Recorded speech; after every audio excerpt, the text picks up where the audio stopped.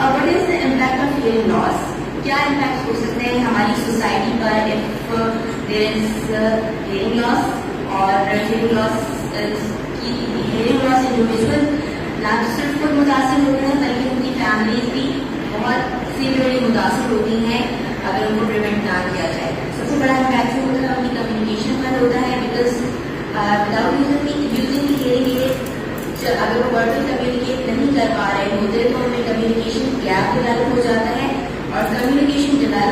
Gap develop होने की वजह से वो सोशली इंटरेक्ट नहीं कर सकते और बहुत लिमिटेड ग्रुप में उनकी सोशल इंटरेक्शन होती है, जिसकी वजह से उनको बहुत ज़्यादा प्रॉब्लम फेस करनी पड़ती है। अनदर इम्पैक्ट जो होता है that is on their education, क्योंकि जो हियरिंग इम्पेयर्ड चिल्ड्रंस होते हैं, हियरिंग इम्पेयर्ड लोग होते हैं, उनको इंतहाई कंसंट्रेशन की जरूरत होती है ऑन देयर एजुकेशन, और अगर कि वो कंसंट्रेशन उनको प्रोवाइड ना की जा सके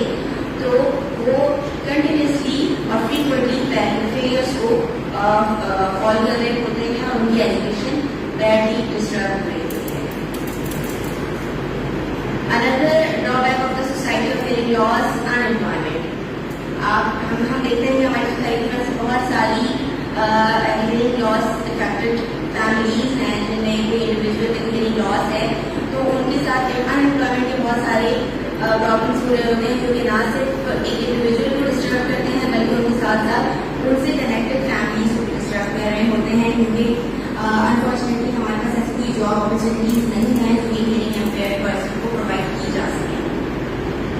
इसका एक और बहुत बड़ा इम्पैक्ट होता है सोशल एंड इमोशनल इम्पैक्ट पर। वो लोग जो कि हियरिंग लॉस होते हैं, क्योंकि वो कम्युनिकेशन गैप में होते हैं और वो अपनी फीलिंग्स को बहुत ज़्यादा एक्सप्रेस नहीं कर पा रहे होते,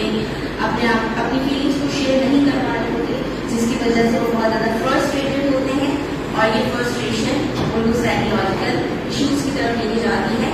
और उनकी पर्सनैलिटी को डिस्टर्ब करती है और उनके साथ साथ उनकी फैमिलीज की भी लाइफ को पूरी तरीके से